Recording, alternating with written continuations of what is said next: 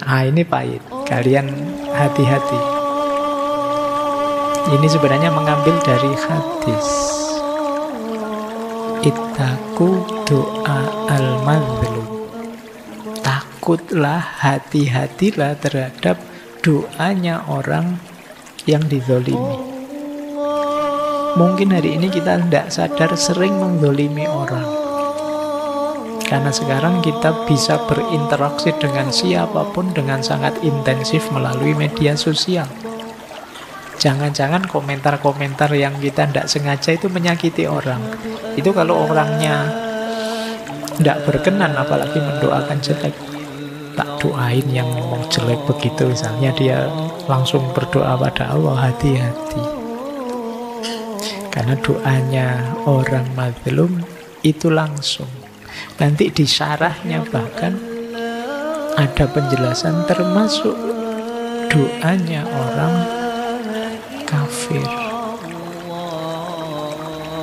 Jadi nanti di syarahnya Syekh Abu Huda tadi ada penjelasan termasuk orang kafir. Kita kan sering mencela, merendahkan. Jangan lupa mereka juga makhluknya Allah. Hati-hati dengan keluhannya, ratapannya, rintihannya orang yang dizalimi. Allah itu sangat berpihak pada mustad'afun.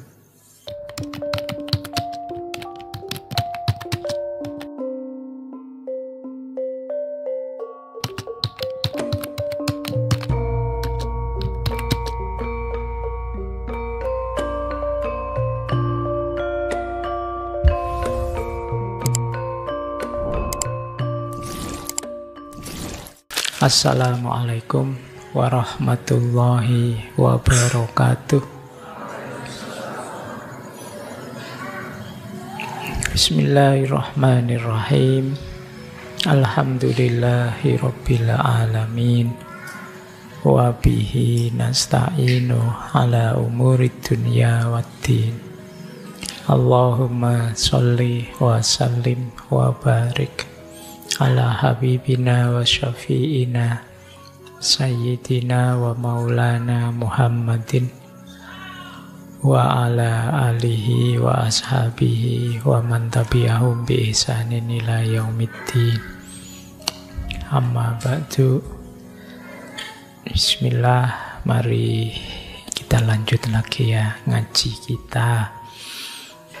Baik, malam hari ini kita membahas salah satu kitab dari seorang sufi yang beliau ini sekaligus faqih, ahli fikih, sekaligus muhaddis, ahli hadis, bahkan pernah juga nulis kitab tentang tafsir. Berarti beliau juga ahli tafsir. Ilmu agamanya lengkap, yaitu Syekh Haris Al-Muhasibi. Baik, kita mulai ya. Sekarang buka kitab. Sekarang Risalah Al-Mustarsyidin. Saya bilang senyampe-nyampenya ya. Karena ya satu hikmah saja mungkin menjalankannya berat. Tidak apa-apa, kita sambil muhasabah. Ini di bagian awal. Nanti ada beberapa yang saya loncati, beberapa yang saya potong ya, mengingat situasi saja, waktu saja, tidak bisa kita ulas semuanya.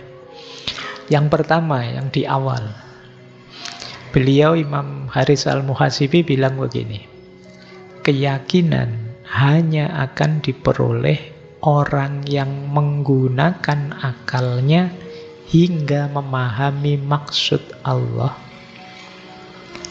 hanya melakukan amal yang pasti hukumnya dan membersihkan diri dari yang syubhat. Rasulullah bersabda, yang halal sudah jelas dan yang haram sudah jelas, di antara keduanya terdapat hal-hal yang syubhat. Yang syubhat itu berarti tidak melakukannya lebih baik daripada melakukannya. Jadi ini jangan salah, seperti minggu lalu di At-Tusi, isinya Risalah Al-Mustarsyidin ini ya hadis, ya ayat Al-Quran, ya asar, qaul-qaulnya para sahabat. Dan Syekh Haris Al-Muhasibi ini wanti-wanti benar pada murid-muridnya untuk tidak terlalu jauh masuk seperti yang dilakukan oleh para sufi wujudiyah, para sufi yang sampai itihad, sampai satohat. Jadi beliau ini terkenal tasawufnya jenis akhlaki. Jadi tasawuf yang dipakai sebagai jalan pembersihan diri, pembersihan jiwa. Itulah kenapa gayanya Imam Ghazali tidak jauh-jauh dari sini. Karena Imam Ghazali juga tasawufnya jenis lebih banyak aspek pembersihan diri, pembersihan hati, dan mengisinya dengan moralitas atau akhlak yang baik. Makanya nanti isinya banyak berhubungan dengan moral, banyak berhubungan dengan akhlak dan kebersihan batin. Ya tema-tema seperti ini saya bilang mudah dipahami, tapi nanti banyak, apa istilahmu, makjeleb. Kamu sering ya pakai istilah makjeleb itu. Waduh, saya kok ada di situ. Jadi ini makjelebnya untuk kita saja ya, tidak usah makjelebin orang lain. Kamu sering yang kamu tembak orang lain. Kita sendiri juga masih pontang-panting untuk mewujudkannya. Jadi ini yang pertama Mustarsyidin ini beliau ingin menjelaskan pada kita, mari dalam beriman, dalam meyakini, akal kita gunakan untuk memahami maksudnya Allah. Memahami maksudnya Allah yang mana? Untuk membedakan ini halal, ini haram. Jadi ada gunanya akal itu, yaitu apa? Untuk furqan, membedakan. Ini maksudnya, makanya terus disambung dengan hadis, yang halal kan jelas, yang haram jelas. Kok kemudian tidak jelas ini halal apa haram? Namanya syubhat. Kalau syubhat, lebih baik ditinggalkan untuk hati-hati. Jadi yang memutuskan ini haram, ini halal, itu kan perenungan kita terhadap, setelah saya baca ayatnya berarti ini haram. Setelah saya baca ayatnya berarti ini halal. Itu kan sebenarnya yang membunyikan akal kita. Orang ahli fikih menyebutnya istimbat. Ini istilah usul fikih. Jadi, ini makanya seperti tadi di awal, akal itu penting loh ya. Kita memahami ayat, memahami maksudnya Allah, itu akal kita harus hidup. Makanya kalau ada yang tanya mana lebih penting, Al-Quran atau Nas ataukah akal? Nas atau akal, mana lebih penting? Ini menurut saya pertanyaannya perlu dikritisi. Mana bisa nas saja tanpa akal? Kalau akal kita ngaco, rusak, kita tidak bisa memahami nas. Kalau kamu stres, ngaji, tidak paham. Pikiranmu buntu, pikiranmu tidak jalan, itu tidak sulit. Sebaliknya juga begitu, akal saja juga yang dipedomani apa? Tuntunannya mana? Jadi dua-duanya harus ada. Jadi itu ketika banyak wacana-wacana kan sering mana lebih penting, nasnya atau akalnya, dua-duanya penting. Tidak ada salah satu, tidak jalan. Makanya di bagian awal Risalah Mustarsyidin, keyakinan berarti kemantapan hati dalam keimananmu bisa kamu peroleh kalau akalmu memahami maksudnya Allah. Sering saya bilang keimanan plus pemahaman itu jauh lebih kuat daripada percaya saja tanpa memahami. Kalau kamu saya bilang, pokoknya kamu percaya saja saya. Loh kenapa toh Pak? Loh saya sudah belajar filsafat sejak S1 tahun 93. Ini ada argumennya kan berarti. S2-nya saya juga filsafat, S3-nya saya juga filsafat. Buku-buku saya di rumah banyak filsafatnya juga. Misalnya saya ngomong gini terus, oh iya ya Pak, berarti saya percaya ya kalau Bapak ngomong filsafat, tapi selain filsafat enggak. Nah ini kan kamu mantep dengan saya. Kenapa? Tahu alasannya, kamu paham siapa saya. Tapi kalau saya bilang gini, kamu percaya dengan saya, kenapa sih Pak? Alah, wis percaya saja, nggak usah banyak tanya. Itu kan kamu gelisah.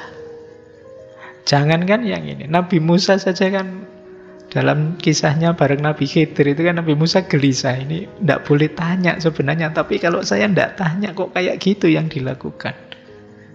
Karena belum paham. Begitu dijelaskan, oh maksudnya itu toh. Baru sekarang dia mantap percaya. Jadi yakin, iman plus paham itu jauh lebih kuat dibandingkan kalau kita percaya saja.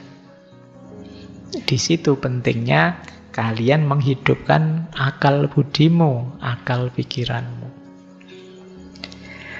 Oke, ini pelajaran pertama dari kitab itu. Jadi nuntun kita untuk belajar mampu membedakan mana halal, mana haram. Sebelum jelas, hati-hati dulu. Itu namanya masih syubhat. Sekarang banyak barang syubhat yang kamu telan.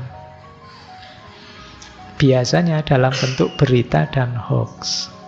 Itu kan syubhat semua. Syubhat itu tidak jelas, tidak pasti. Ini mesti tidak sih berita ini, kan masih ragu-ragu. Sebelum pasti jangan diputuskan, hati-hati dulu. Akan lebih menyelamatkan. Oke ya, semoga kita tidak jadi pemakan syubhat di dunia digital. Kita banyak ditelan oleh barang-barang syubhat hari ini. Tidak jelas, nanti belakangan baru ketahuan. Ternyata yang benar ini, kemarin sudah marah-marah.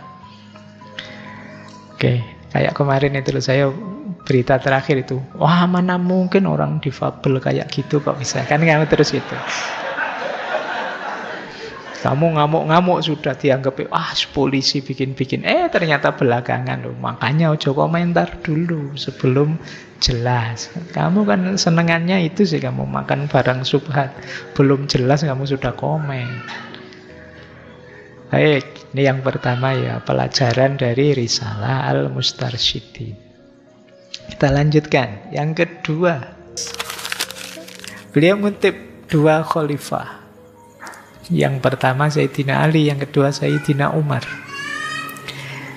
Yang pertama, ini seperti pendapatnya stoikisme.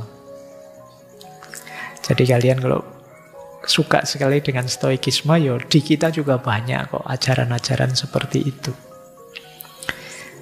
Misalnya, ini Sayyidina Ali, wahai anak Adam, jangan senang karena kaya, jangan putus asa karena miskin. Jangan sedih karena tertimpa bencana, dan jangan gembira karena hidup makmur. Emas akan diuji dengan api, sementara orang soleh akan dicoba dengan musibah. Dilengkapi oleh Sayyidina Umar, aku tidak peduli keadaan apa yang aku alami. Apakah keadaan yang aku senangi ataukah yang aku benci. Karena aku tidak tahu kebaikan itu ada di keadaan yang aku senangi atau di keadaan yang aku benci. Nah, ini pelajaran stoiknya apa kan teman-teman? Dulu di stoikisme ada penjelasan hidup itu kadang senang, kadang susah. Jangan tertipu oleh naik turunnya ritme hidup, situasi hidup. Jadi, mari kita bisa ridho, kita bisa menikmati semuanya. Kalau memang ada kesulitan, posisikan itu sebagai ujian yang setelah itu kita bisa meningkat lebih baik. Kalau itu kesenangan, posisikan itu sebagai ujian yang setelah itu kita tidak terlena.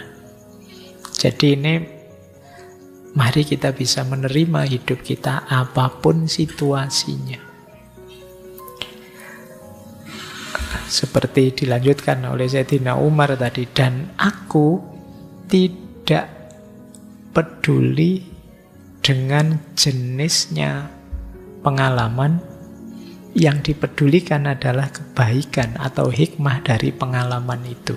Dan aku tidak tahu Apakah pengalaman yang aku sukai atau yang tidak aku sukai, yang dibaliknya ada kebaikan? Mungkin saja ada pengalaman yang tidak aku sukai, tapi ternyata membuahkan banyak kebaikan. Setelah dimaki-maki, sekarang ada yang ngumrohkan, ada yang ngasihan.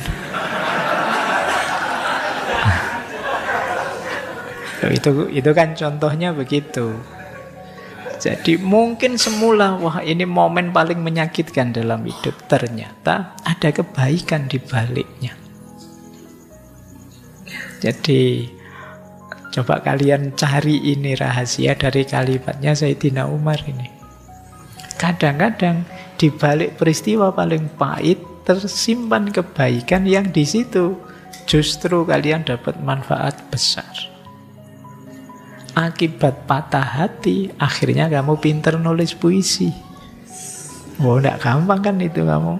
Biasanya sulit sih suruh bikin puisi, tapi begitu patah hati lancar nulis puisi. Akhirnya kamu posting di Facebook, terus dipuji orang banyak. Wah, bagus sekali puisinya. Kamu dapat kebanggaan baru sekarang. Pinter nulis puisi, itu ada kebaikan.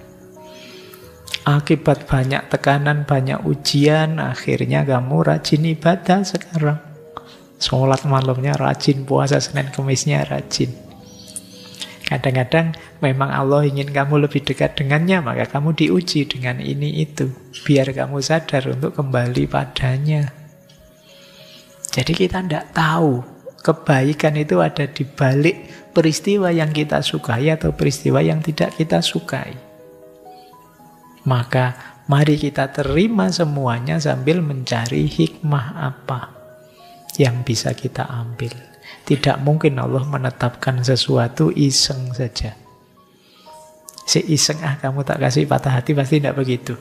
Iseng, kamu tak kasih pengalaman indah, pasti ada rahasia, ada hikmahnya. Baik, semoga ini di nasihat yang ini teman-teman bisa ngambil manfaat menghadapi peristiwa sehari-hari. Memang ya manusia itu ada keinginan, makanya ada yang dia sukai, ada yang tidak dia sukai. Padahal kita tidak tahu yang kita sukai itu ada kebaikannya atau tidak, atau kebaikan itu ada di mana. Makanya mari kita kembangkan seperti minggu lalu, sifat ridho. Apapun yang diberikan oleh Allah aku terima. Pasti ada kebaikannya di balik itu.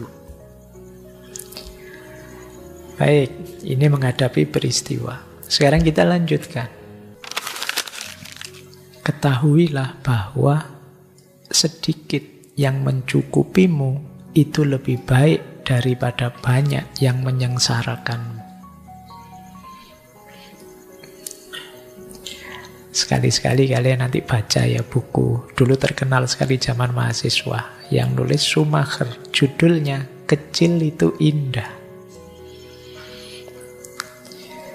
Makanya saya jadi orang kecil saja. Dulu kalau ditanya, wah Pak Faiz tidak bisa besar, tidak apa-apa, kecil itu indah. Oke, dulu kalau saling ledek-ledekan kan begitu. Kamu jangan tinggi-tinggi, ini musim hujan, kalau kena petir yang tinggi duluan. Terus yang tinggi balasnya, ya kalau hujan petir, kalau hujan air kena banjir, yang pendek duluan. Baik, jadi yang sedikit yang mencukupi itu lebih baik daripada banyak menyengsarakan. Jangan ngeyel ya, biasanya ngeyel kan lebih enak banyak mencukupi, Pak. Kamu selalu begitu milihnya. Kenapa sih sedikit mencukupi itu lebih baik? Tidak terlalu menyibukkan kita. Nanti ada penjelasan tentang qanaah. Tidak tahu nyampe apa enggak tentang qanaah ini. Jadi kalau kalian punya banyak, kesibukanmu lebih banyak. Mending sedikit tapi cukup. Jadi sedikit bukan kurang loh ya. Makanya istilahnya sedikit tapi mencukupi. Daripada banyak yang menyengsarakan. Makanya kadang-kadang orang menyebut enak mana banyak uang dan tidak punya uang. Dari sisi sibuknya, enak tidak punya uang. Karena yang punya uang mikirnya banyak. Uangnya dipakai apa ya, pakai ini, pakai itu. Mikirnya macam-macam, terus ada banyak hal yang harus dia jaga. Yang tidak punya uang, mikirnya cuma satu. Gimana caranya punya uang? Jadi kamu tidak sibuk, ya mikirnya itu dong. Dan tidak dapat-dapat lagi. Nanti kamu, alhamdulillah ya Allah, saya tidak banyak uang, jadi tidak sibuk. Tapi ini kalau di Sufi ada istilah qanaah. Sedikit, tapi saya cukup kok. Coba kalian sambungkan isu ini dengan sesi minimalisme, frugal life. Kemarin ada slow living, itu berhubungan dengan ini semua. Bayangkan kadang-kadang kalian buka lemari saja, milih hari ini pakai baju apa, itu bisa 10-15 menit. Pakai baju ini, minggu lalu sudah saya pakai, masa dipakai lagi, pakai baju ini. Nanti kembaran sama teman yang sana, pakai baju itu, kamu mikirnya panjang. Cuma milih baju saja. Lebih lama daripada kamu sholat 8 rakaat. Cuma milih baju satu-satu. Oke, sibuknya lebih panjang. Coba bajumu cuma 2 atau 3 itu kan. Kalau enggak ini ya itu kan, gitu aja. Kamu lebih cepat. Karena terlalu banyak kamu lebih sibuk. Jadi itu ilustrasi sederhananya. Banyak yang menyengsarakan. Kalau enggak hanya baju, misalnya sepatumu juga banyak, ya kamu terus mikir, pakai sepatu apa hari ini? Coba sepatumu cuma 1, hanya itu, ya mana lagi, ya cuma itu, enggak pakai mikir. Oke, nanti belum tasnya banyak, mikir lagi, ini tas ini yang matching sama bajunya mana, yang ini mikir lagi kan. Jadi tambah banyak yang dimiliki, tambah sengsara, karena pertimbangannya tambah panjang. Oke, ya kalau kalian seperti beliau, yang para sufi, ya lebih milih hidup sederhana saja. Yang penting cukup. Baik, kita lanjutkan. Ini gaya hidup. Kalau ini kalimatnya pendek, tapi pedas. Jagalah tujuanmu, sibuklah memperbaiki dirimu sendiri ketimbang mengurusi aibnya orang lain. Ini tidak perlu penjelasan panjang, kamu sudah tahu. Yang pertama, jagalah tujuanmu. Kalian harus mulai sadar makna hidup dan tujuan hidupmu. Orang Jawa bilang sangkan paraning dumadi. Kita dari mana dan mau kemana? Jangan terdistraksi oleh hal-hal lain yang tidak penting. Dan pasti ada banyak kekurangan dalam dirimu. Pasti kamu juga punya aib banyak yang orang lain tidak tahu. Dan kamu masih dilindungi oleh Allah. Maka sibuklah ngurusi dirimu. Jangan sibuk ngurusi aibnya orang lain. Jadi karena kadang-kadang kita itu kebalik. Sibuk ngomentari orang lain, lupa dengan memperbaiki diri kita sendiri. Eman-eman, waktu kita terbatas. Semua kita itu limited edition. Jadi kita tidak ada terus, tidak ada banyak. Masing-masing kita ini sedang deg-degan semua. Kita tidak tahu jatah waktu kita sampai kapan.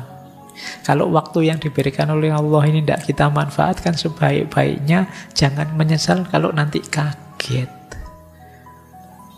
Ya Allah, tiba-tiba saja. Kan kamu sering begitu. Mungkin ada teman, saudara yang di grup WA tiba-tiba ada pengumuman innalillahi, kamu kan kaget luar biasa, kok tiba-tiba saja. Itu pun kamu tidak sadar-sadar.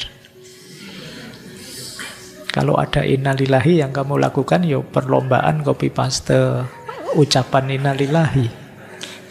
Tidak ada pelajaran apa-apa yang kamu ambil. Padahal kafa bil mauti wa idzon, cukup kematian itu sebagai penasehat.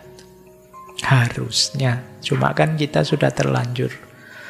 Hati kita, hijab kita agak tebal. Sulit sekali menyentuh hati. Makanya kitab Risalah Al-Mustarsyidin ini isunya macam-macam. Mungkin beliau ingin di salah satu isu ada yang membangunkan kita. Ada yang menyadarkan kita. Karena kita itu kadang-kadang diingatkan ini tidak kaget, diingatkan itu kaget. Mungkin diingatkan yang satunya baru tersadar. Jadi isunya kayak loncat-loncat. Tapi ya beliau ingin kita tersadarkan.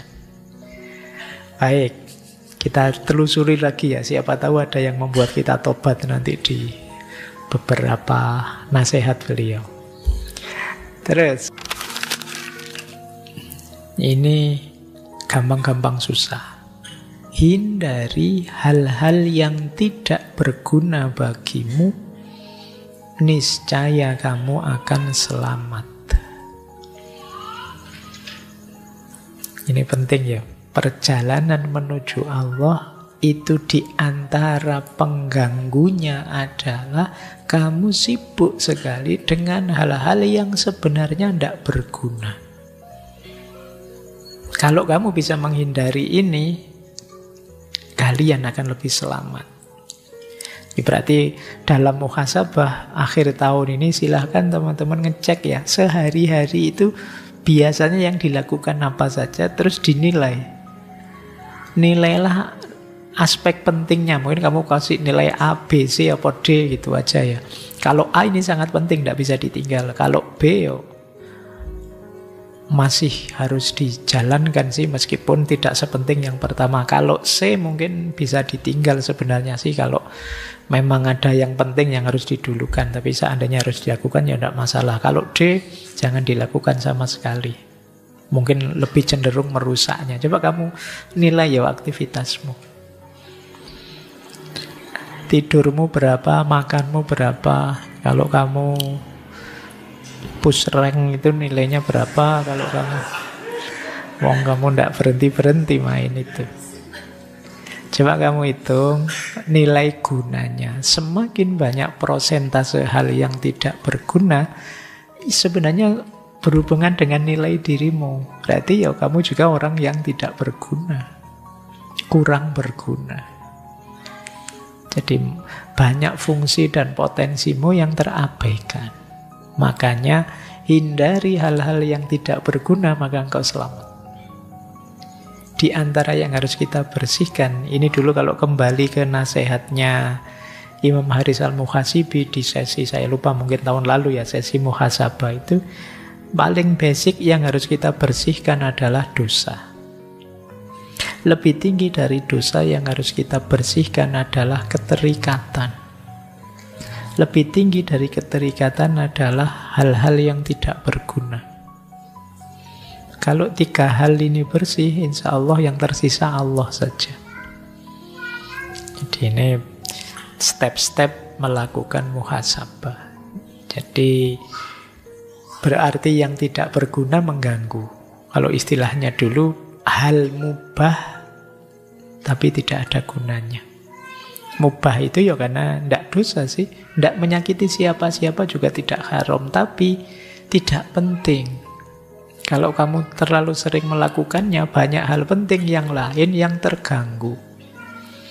Ini dulu yang membuat mungkin ya beberapa ulama memfatwa beberapa hal yang sebenarnya itu boleh saja sih, itu di fatwa tidak boleh. Saya pernah baca beberapa, misalnya ada fatwa main catur itu haram misalnya. Itu karena mungkin bukan manunya, cuma main catur itu kadang lama, menghabiskan waktu berjam-jam. Mungkin dilihat efektivitasnya. Jadi ya bukan berarti tidak boleh sama sekali, mungkin ya mungkin dalam konteks tertentu. Wah, saya atlet catur Pak, kalau tidak main catur gimana? Ya itu kan berarti untuk atlet catur ya itu sesuatu yang sangat berguna. Tapi kamu yang tugasnya belajar besok UAS, ya malamnya jangan melekan main catur. Jadi, baik, ini kalian yang bisa melakukan. Kalimatnya sih cuma 1 kalimat, tapi menjalankannya bisa berhari-hari. Kamu mengidentifikasi mana yang tidak berguna, mana yang berguna. Kita lanjutkan. Ini pahit. Kalian hati-hati. Ini sebenarnya mengambil dari hadis. Ittaqu doa al-madhlum. Takutlah, hati-hatilah terhadap doanya orang yang dizolimi. Mungkin hari ini kita tidak sadar sering menzolimi orang. Karena sekarang kita bisa berinteraksi dengan siapapun dengan sangat intensif melalui media sosial. Jangan-jangan komentar-komentar yang kita tidak sengaja itu menyakiti orang. Itu kalau orangnya tidak berkenan, apalagi mendoakan jelek. Tak doain yang ngomong jelek begitu, misalnya dia langsung berdoa pada Allah, hati-hati. Karena doanya orang mazlum itu langsung. Nanti di syarahnya bahkan ada penjelasan termasuk doanya orang kafir. Jadi nanti di syarahnya Syekh Abu Huda tadi ada penjelasan termasuk orang kafir. Kita kan sering mencela, merendahkan. Jangan lupa mereka juga makhluknya Allah.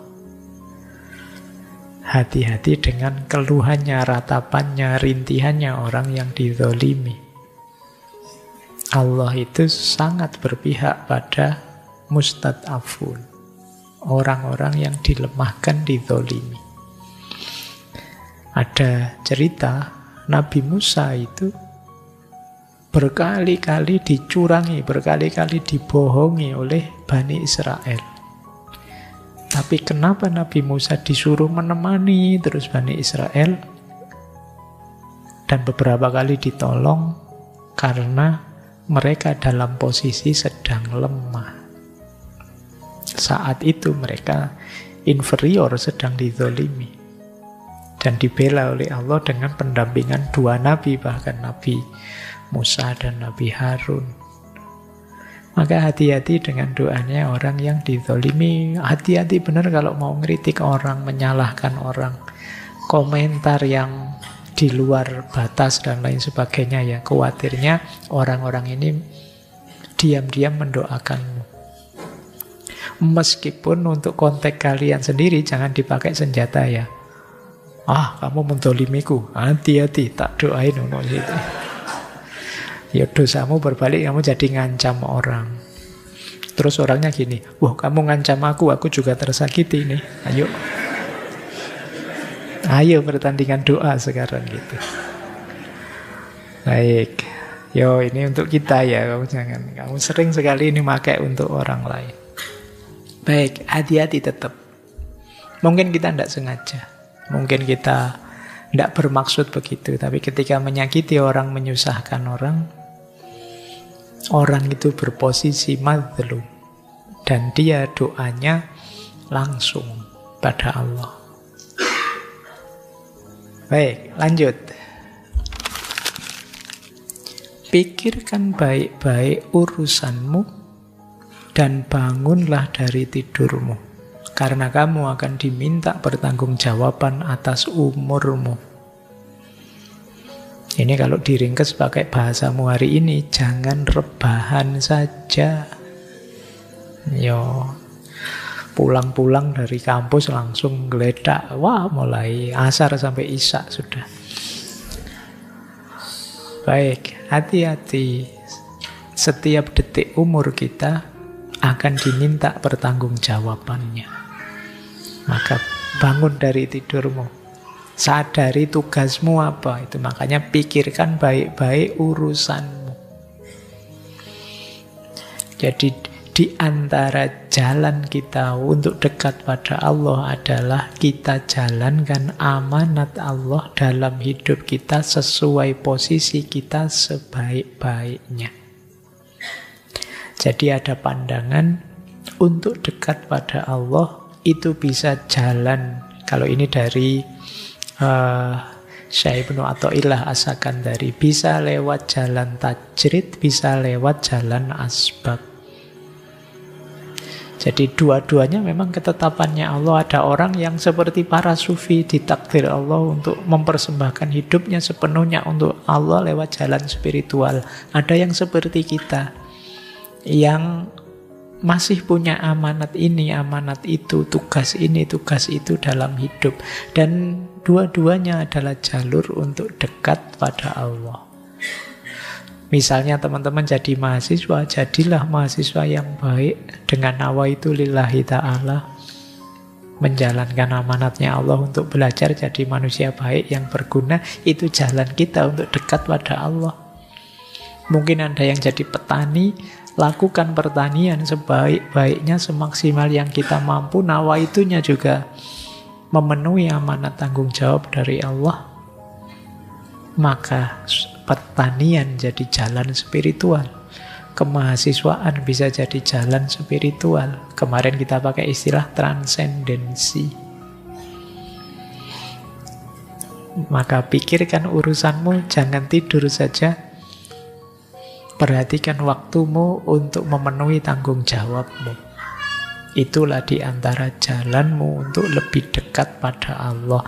Itulah di antara yang bisa menghadirkan ridhonya Allah pada kita. Jadi orang tua, jadilah orang tua yang terbaik. Jadi anak, jadilah anak yang terbaik. Jadi saudara, jadilah saudara yang terbaik. Itulah bagian dari jalan spiritual kita. Ini makna dari nasihatnya Syekh Haris Al-Muhasibi ini. Jadi perjalanan menuju Allah ya jangan dibayangkan hanya di masjid, kemudian wiritan, kemudian tidak hanya itu. Bahkan ada zaman Nabi sahabat yang ditegur. Jadi satu ketika Rasulullah melihat ada sahabat, ada yang perempuan itu yang istrinya di rumah itu kok kacau, awut-awutan, tidak pernah dandan. Waktu ditanya, kenapa engkau kok sekacau itu, seruwet itu? Kata dia, ngapain Rasulullah, saya bersih-bersih diri, dandan-dandan, wong suami saya di masjid, terus wiritan, terus Rasulullah tanya, lah kamu sehari-hari penghidupanmu dari mana? Oh ada kakak kami, saudara kami yang menanggung kebutuhan dia tiap hari ya gitu di masjid terus. Terus komentarnya Rasulullah apa? Kakakmu lebih baik daripada saudaramu. Jadi padahal yang kakaknya mungkin tidak serius itu ibadahnya, tidak setekun itu. Tapi oleh Rasulullah lebih baik. Kenapa? Memenuhi tanggung jawab sesuai amanat hidupnya. Nah, sementara sahabat yang di masjid terus tadi lupa dia punya istri, punya keluarga yang harus dihidupi. Baik, kita lanjutkan. Menghadapi orang lain. Karena perjalanan menuju Allah itu kan perlu teman yang mendukung, perlu lingkungan, perlu circle yang menguatkan kita. Teman seperti apa yang harus kita cari? Terus Syekh Haris Al-Muhasibi mengutip satu hadis. Rasulullah pernah ditanya, manakah teman kami yang terbaik? Beliau menjawab, yang melihatnya saja membuat kalian teringat pada Allah, yang ucapannya menambah ilmu kalian, yang amalnya memotivasi kalian untuk meraih akhirat. Ini ada enggak temanmu yang seperti ini? Jadi punya teman yang kalau kalian lihat dia itu sadar adanya Allah. Ya Allah, lihat temanku itu selalu teringat Allah, enggak tahu dengan jalan apa.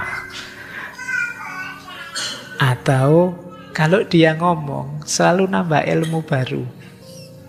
Nah, kalau dia ngomong ada wawasan baru. Ini teman yang jangan dilepas kalau ada teman kayak gini. Apapun yang dia lakukan, pasti ini kebaikan. Kamu terdorong untuk ikut seperti dia. Temanku ini poso Senin Kemis, terus kapan ya aku bisa kayak dia? Temanku ini ngomongnya enak, terus kalau dia ngomong saya dapat wawasan baru terus. Kalau lihat dia ingat kuburan, terus ingat akhir. Ya sadar ingat Allah maksudnya ya. Jadi cari teman seperti ini untuk mensukseskan perjalanan kita yang paling hakiki menuju Allah. Tiga-tiganya alhamdulillah ya, kalau bisa tiga-tiganya. Salah satunya lumayan. Saya tidak ingat Allah sih Pak, tapi kalau lihat dia itu saya termotivasi untuk jadi lebih baik, lumayan. Kemudian Syekh Haris menyebut Barang siapa membiarkanmu, berarti dia telah menipumu. Barang siapa tidak mau menasehat, tidak mau menerima nasihatmu, berarti dia bukan saudaramu. Ini ukuran juga. Jadi teman yang baik, dia mau menasehatimu kalau kamu pas meleset, melenceng. Maka teman yang cuek itu teman yang negatif. Kamu bilang pada temanmu, wah, aku kemarin sholatku bolong 3. Wah, hebat. Sholat bolong 3 itu luar biasa. Saya juga sering. Itu berarti dia cuek sama keburukanmu, cuek sama melesetmu, tidak peduli dengan kondisimu. Ini teman yang negatif. Berarti dia sedang menipumu. Padahal kamu salah, tapi dia membenarkan saja. Padahal kamu melenceng, tapi dia nganggap kamu lurus saja. Ini menipumu, bahaya.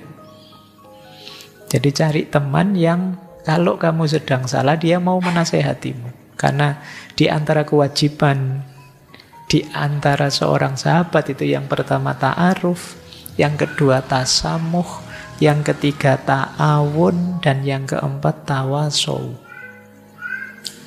Ta'aruf itu saling memahami, saling mengerti kondisinya.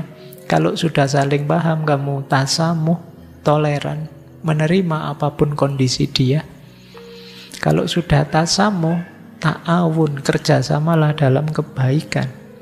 Tapi jangan lupa yang terakhir tawasow, saling menasehati, saling peduli kalau yang lain meleset, kalau yang lain melenceng. Jadi barang siapa cuek padamu, dia bukan sahabatmu, dia sedang menipumu. Sebaliknya, barang siapa tidak mau menerima nasihatmu, dinasehati kok malah ngamuk-ngamuk, putus persaudaraan, ya berarti dia memang bukan saudaramu, bukan sahabatmu. Tidak harus merasa kehilangan. Wong dia tidak mau dinasehati. Oke, ini Syekh Haris Al-Muhasibi. Dilengkapi dengan kalimatnya Sayyidina Umar lagi. Tidak ada kebaikan pada diri orang yang tidak mau menerima nasihat, dan tidak ada kebaikan pada diri orang yang tidak menyukai para pemberi nasihat. Jadi, jadilah orang yang mau memberi nasihat tapi sekaligus bisa diberi nasihat. Kadang-kadang kita kalau ngasih nasihat semangat, tapi begitu diberi nasihat tersinggung, baperan. Itu berarti kita juga belum bagus. Jadi orang yang bisa dua-duanya. Begitu ada orang menasehatimu, ya kamu terus introspeksi. Jangan-jangan nasihatnya benar, berarti saya harus memperbaiki diri. Tapi kamu juga jangan cuek dengan yang lain. Kalau yang lain keliru, yang lain salah, ya kamu nasihati, kamu ingatkan. Itu hakikat kebersamaan yang keempat tadi, yang namanya tawasow, saling menasehati.